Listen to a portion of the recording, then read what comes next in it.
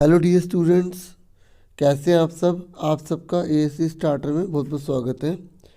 ये worksheet number 72 मैं बहुत बाद में अपलोड कर रहा हूँ, ठीक है, क्योंकि टाइम नहीं मिल पाया था। अगर इसे छोड़ देता तो फिर एक सीक्वेंस नहीं बन पाती, ठीक है। 73 वर्कशीट मैं ऑलरेडी अपलोड कर चुका हूँ, डिस्क्रिप्शन में आप लिंक में देख सकते हैं। ये वीडियो हिंदी मीडियम वालों के लिए रहेगी, ठीक है। तो देखिए, पहला क्वेश्चन आपसे पूछा गया है कि आपको एक्स और वाई की वैल्यू निकालनी है और 4 ऑप्शन आपको दे रखे हैं। आपको पता है एक लाइन 180 डिग्री की होती है, ठीक है। ये 80 का, तो ये कितने का बचा, 180 में से 80 घटा देंगे, 100 आ जाएगा, ठीक है। तो इस तरीके से हमारा एक्स कितना आ गया, 100 आ गया। उसके बाद आपसे पूछा गया वाई कितना होगा। हमने पढ़ा था अच्छे से थ्योरी। मैंने आपको एक ही चीज़ एक्स्ट्रा बताई थी कि ये जो वर्टिकल अपोजिट एंगल होते हैं, शीशा विमुख कोण होते हैं, वो बराबर होते हैं। तो ये 80 तो ये भी 80 होगा, है ना। इस तरीके से हमारा एक्स कितने का 100, वाई कितने का 80। तो ये हमारा बी आंसर आ गया, ठीक है। समझ में आ गई। इस तरीके से थोड़ा आज केवल वर्कशीट ही बताऊंगा, ठीक है, एक्स्ट्रा कम बताऊंगा, है ना। उसके बाद सेकंड क्वेश्चन है, कह रहा है एक्स और वाई की वैल्यू निकाली है। देखिए, आपको पता है जब दो लाइन पैरेलल होती हैं और कोई लाइन काट के जा रही होती है, इसे तिर्यक रेखा कहते हैं। तो ये वाला और ये वाला एंगल आपस में बराबर होता है, इसको बोलते हैं अंतः एकांतर कोण, ठीक है। तो ध्यान से समझिएगा, कई बच्चे जल्दबाजी में गलत कर देते हैं, ठीक है। देखिए 40 का है, तो देखो जेड बन रहा है ना। तो ये जेड बन रहा है, तो ये 40 का है, तो ये भी 40 का होगा। तो एक्स कितने का आ गया हमारा, 40 का आ गया। उसके बाद देखिए ये भी जेड बन रहा है, मतलब अल्टरनेट इंटीरियर एंगल, ठीक है। मैंने आपको कहा था कि इंग्लिश में भी आपको याद रखना है, बाद में आपको दिक्कत तो नहीं होनी चाहिए, ठीक है। 11th-12th में कॉमर्स या साइंस से लोगे तो, है ना। तो वाई कितने का आ गया, 60 का आ गया। अब इसने बोला कि दोनों को जोड़ के बताओ, तो दोनों को जोड़ोगे तो 100 आ जाएगा ना। इस तरीके से आपका आंसर आ गया 100, ठीक है। थोड़ा सा स्पीड से चलना, है ना। तो ये कह रहा है यदि दो समांतर रेखाएं डाल दी, कह रहा है एक ये रेखा ये काट दी, तो ये कह रहा है तो एक रेखा के एक ही ओर बने अंतःकोणों का योग क्या होगा। देखो ये एक रेखा है ना, इसके एक ही ओर अंतःकोण कौन से बन रहे हैं, एक ये वाला और एक ये वाला। तो कह रहे हैं इन दोनों को टोटल क्या होगा। आप इसको भी ले सकते हो, ये और ये, इन दोनों को टोटल क्या होगा, 180 होता है बच्चों। कितना होता है, 180। और 180 होता है, तो मैंने आपको अच्छे से बताया था, जो पूरक होते हैं उनको टोटल 90 होता है, ठीक है। जो संपूरक होते हैं उसका टोटल 180 होता है। तो इस हिसाब से इसका आंसर क्या आ गया, संपूरक आ गया, ठीक है। समान हो नहीं सकते, है ना। अब बच्चों हम आ जाते हैं फोर्थ क्वेश्चन पे। तो फोर्थ क्वेश्चन में बोला गया है कि ये जो एल है, ठीक है, एम के पैरेलल है, और ये जो एल है वो एन के भी पैरेलल है।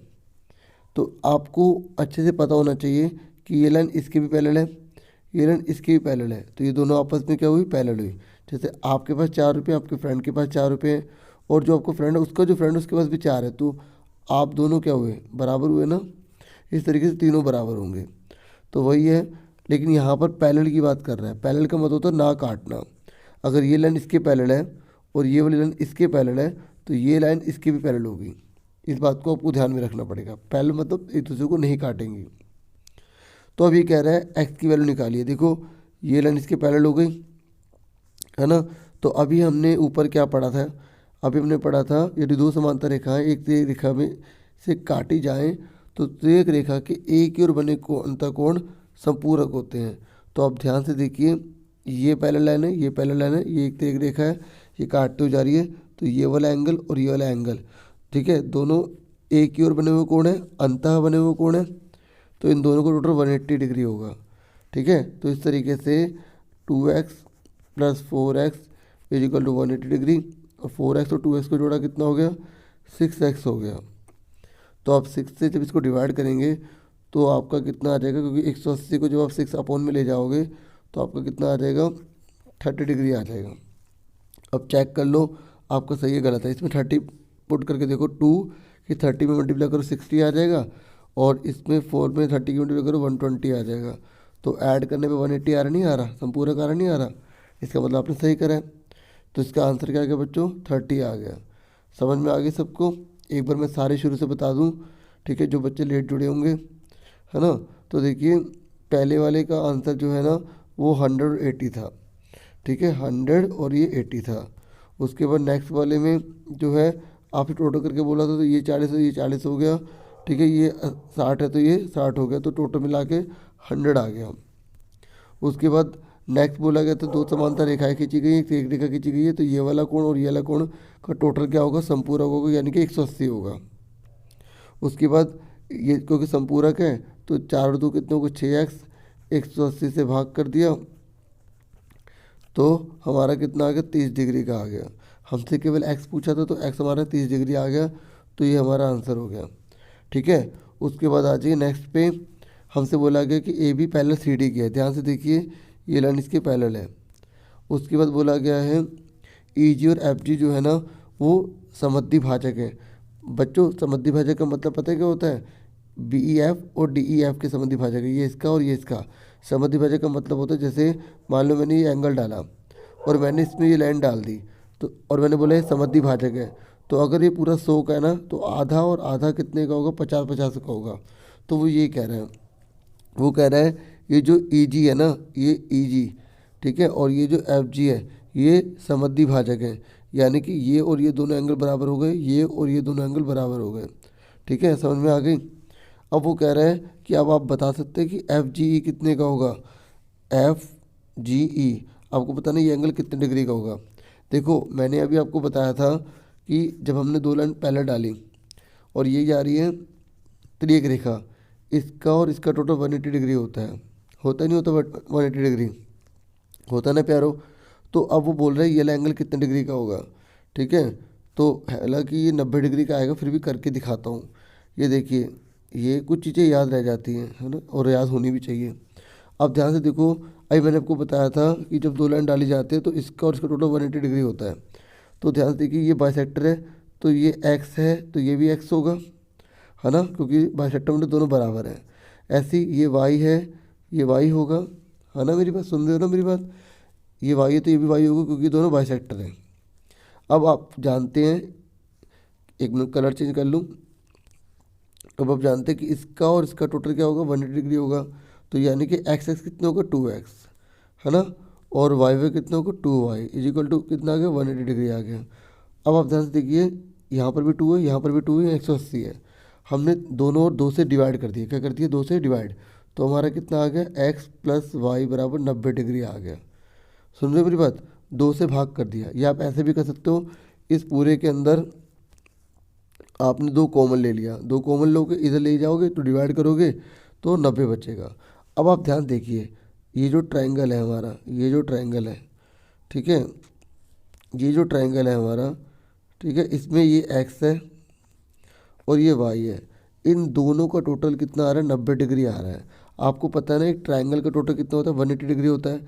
अगर इसका और इसका टोटल 90 आ जाए तो ये कितना बचेगा, 90 तो बचेगा। तो इस तरीके से ये हमारा आंसर कितना आ गया 90 डिग्री का आ गया। समझ में आ गई क्या बताना चाहता था। तो बच्चों इसका आंसर कितना आ गया 90 आ गया। उसके बाद नेक्स्ट वाले पर आ जाइए। नेक्स्ट वाला बोला है 6, कह रहा है एल जो है वो एम के पैरेलल है। ठीक है, अब आप ध्यान से देखिए, देखो मैंने आपको जब पहले करवाया था 6 चैप्टर में क्वेश्चन, मैंने कहा था अगर कुछ फिगर्स आपको समझ ना आए तो उसको एक्सटेंड करके देख ला करो, आपको आसानी से समझ में आ जाएगा। अब यहाँ बोला गया है कि एल है जो एम के पैरेलल, तो हमने ना इस एम को आगे तक बढ़ा लिया। ठीक है, तो मैं यहाँ सही से बढ़ा लेता हूँ। हाँ अब देखिए, अब ये हमने आगे तक बढ़ा लिया। ठीक है, अब देखिए ये 60 डिग्री का है, ठीक है, क्या है 60 डिग्री का, ये 25 डिग्री का है। ठीक है, समझ में आ रही है। अब हम आपसे पूछा गया वाई की वैल्यू निकालनी है आपको। अगर आपको ये वाला एंगल पता लग जाए तो आप इन दोनों को जोड़ के 180 में से घटा दोगे, वाई पता लगा लोगे, है ना, पता लगा लोगे नहीं लगा लोगे। अब ध्यान से समझना बच्चों, देखो ये 60 डिग्री का है और ये लाइन इसके पैरेलल है, और आपको मैंने बताया था जब दो लाइन पैरेलल होती हैं, ठीक है, या तो आप ऐसा कर सकते हो ये 60 का तो ये कितने का होगा 120 डिग्री का, इंटीरियर एंगल से भी कर सकते हो, है ना।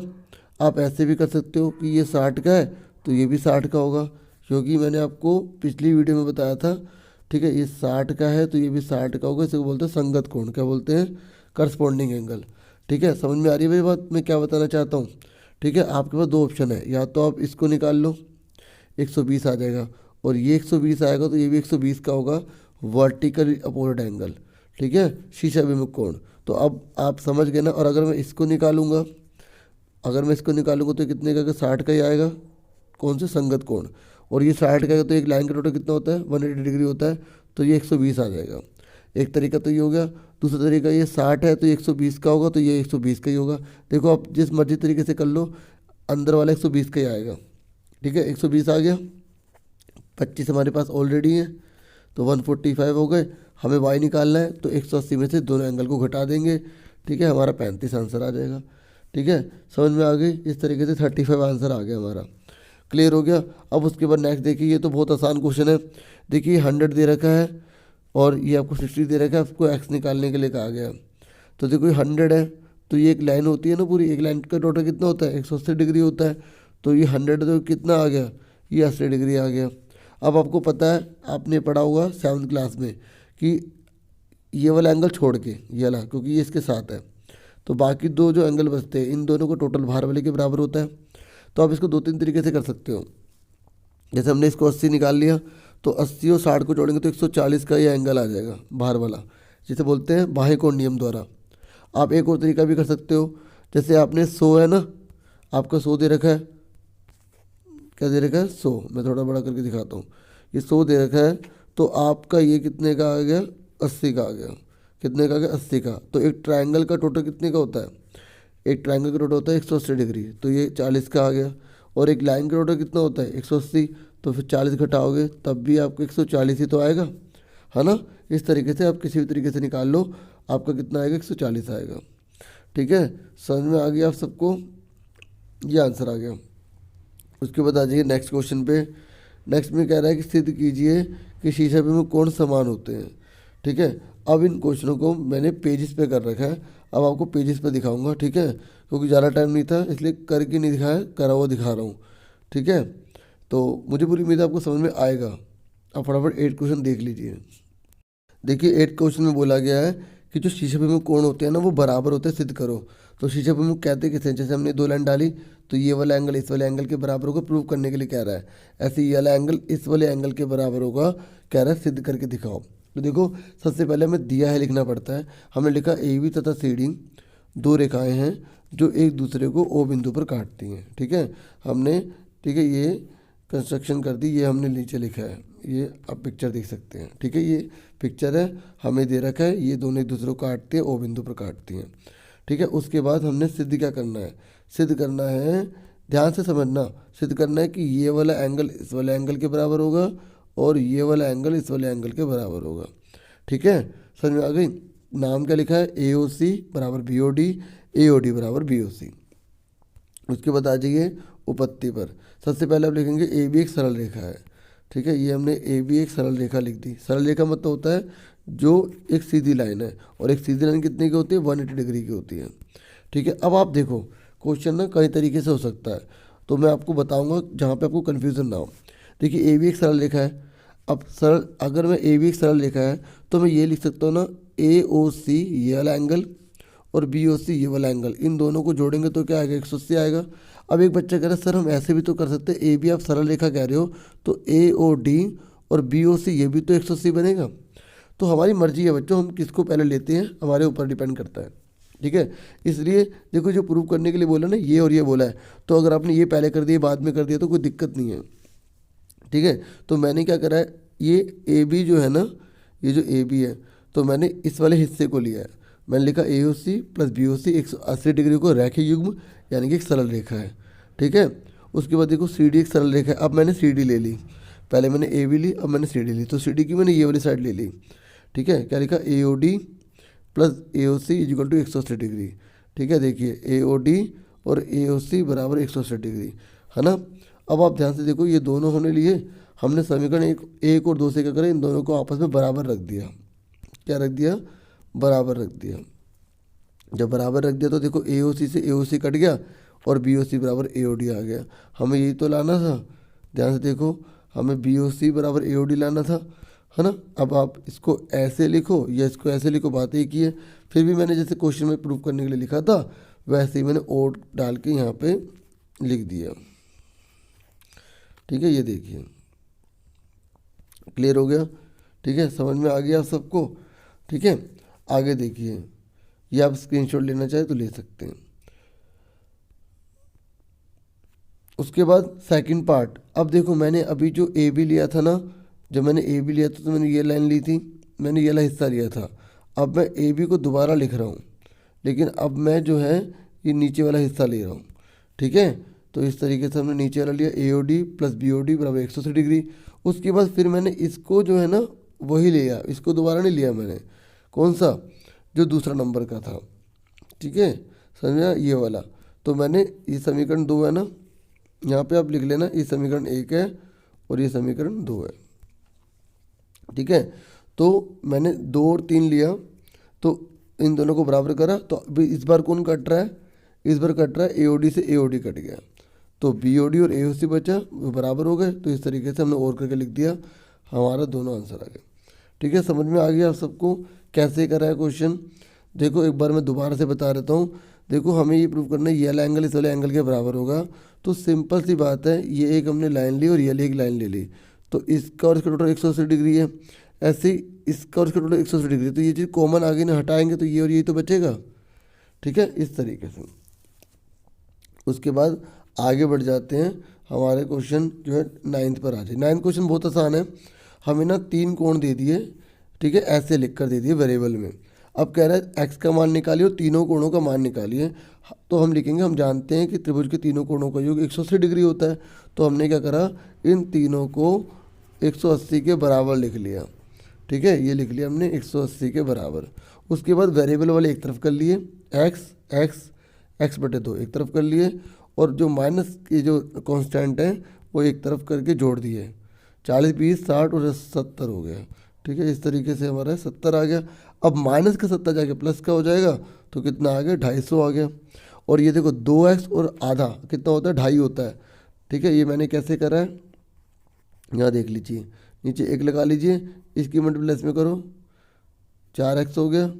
एक बार दोबारा से बताता हूँ, देखिए 2x प्लस एक्स अपॉन में 2, यहाँ लाइन डाली, इसकी मल्टीप्लाई इसमें करी 4x, इसके नीचे 1 लगा ली, इसकी मल्टीप्लाई इसमें करी x, और 2 की मल्टीप्लाई इसमें करी तो 2, तो कितना हो गया, 5x अपॉन में 2 आ गया।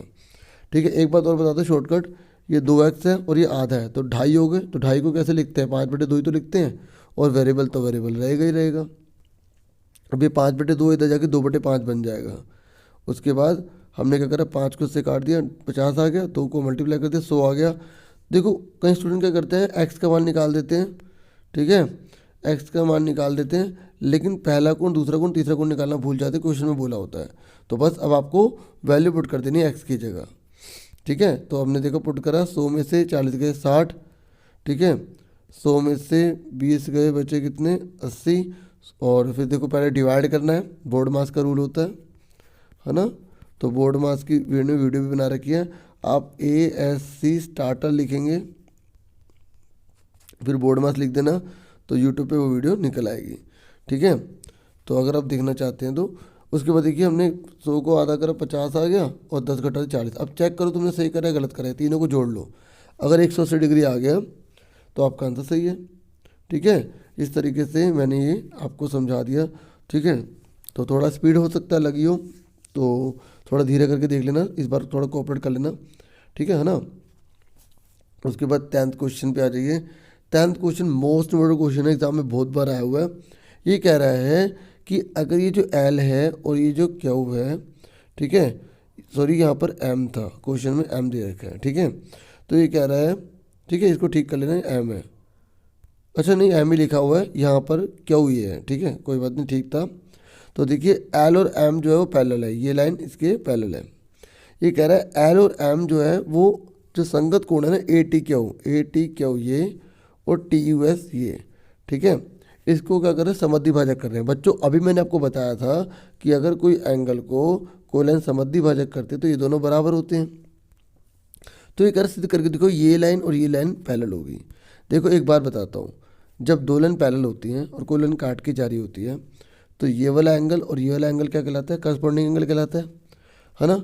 ऐसे ही अगर ये लाइन और ये लाइन ऐसे डाली गई हैं, ठीक है, और कोई लाइन इसको चीरते हुए ऐसे जा रही है, और कोई बोले ये वाला एंगल और ये वाला एंगल जो है इक्वल है, ठीक है, और ये लाइन जो है ट्रांसवर्सल है, मतलब तिर्यक रेखा है, तो बच्चों हम इसको क्या बोलेंगे, इसको क्या बोलेंगे, ये दोनों इक्वल है ना, इसको बोलेंगे संगत कोण। अगर किसी फिगर में ये संगत कोण बराबर है और ये लाइन जा रही है तो ये लाइन क्या कहलाएंगी, पैरेलल कहलाएंगी, मतलब उल्टा हो गया। दोबारा सुन लो मैं क्या बता रहा हूँ, जब दो लाइन पैरेलल होती हैं, ये लाइन तो काटते हुए जाएगी, तो ये वाले एंगल करस्पॉन्डिंग कहलाएंगे। लेकिन अगर क्वेश्चन में हमें ये पता लग जाए कि ये दोनों बराबर हैं, यानी कि करस्पॉन्डिंग बराबर है, और ये लाइन काट के जा रही है, तो ये लाइन पैरेलल कहलाएगी। यानी कि इस क्वेश्चन में आप समझ गए, इस क्वेश्चन में आप समझ गए कि P Q parallel R S हमें अगर प्रूव करना है तो हमें ये और ये वाला पूरा एंगल बराबर करना पड़ेगा, और ये तो हमारे पास है ही।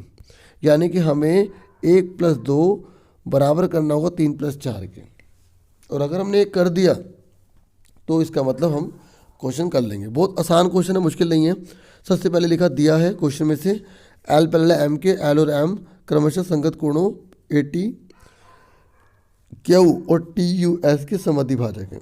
ठीक है, तो एंगल 1 बराबर एंगल 2 के हमने नाम दे दी, नाम अपनी मर्जी से दिए मैंने। ठीक है, एंगल 1 बराबर एंगल 2 के समद्विभाजक है, ऐसे 3 बराबर 4 के। ठीक है, हमें सिद्ध क्या करना है, ये जो PQ है RS के समांतर है। ठीक है, तो हमने क्या करा, सबसे पहले हमने लिखा, जब उपपत्ति करते तो हमने लिखा कि भाई L जो है वो पैरेलल है M की। ठीक है, और AB क्या है, वो एक तिर्यक रेखा है। क्या है, तिर्यक रेखा। ठीक है, आप समझ रहे हैं, ये क्या है, तिर्यक रेखा है। तो इसका मतलब ये हुआ ना, ध्यान से देखिए, एंगल 1 बराबर एंगल 3 के होगा। देखो ये दो लाइन पैरेलल है और ये लाइन को काट के जा रही है, तो ये वाला एंगल इस वाले एंगल के बराबर होगा नहीं होगा। तो हमने लिखा एंगल 1 बराबर एंगल 3 के संगत कोण करस्पॉन्डिंग एंगल। तो हमने क्या करा, दोनों और 2 से गुणा कर दी। जब दोनों और 2 से गुणा कर दी तो दोनों के आगे 2 लग गया। इसका मतलब एंगल 1 कितनी बार है, 2 बार, एंगल 3 कितनी बार है, 2 बार। तो हमने क्या करा, इसको 2 बार खोल दिया। देखो अब हमें क्वेश्चन में क्या गिवन था, हमें गिवन था 1 बराबर 2 के, 3 बराबर 4 के। तो मैंने इस वाले 1 की जगह 2 लिख दिया, इस वाले 3 की जगह 4 लिख दिया। और अब आप देखो, या 1+2 और 3+4 बन गया, ये हमें लाना था।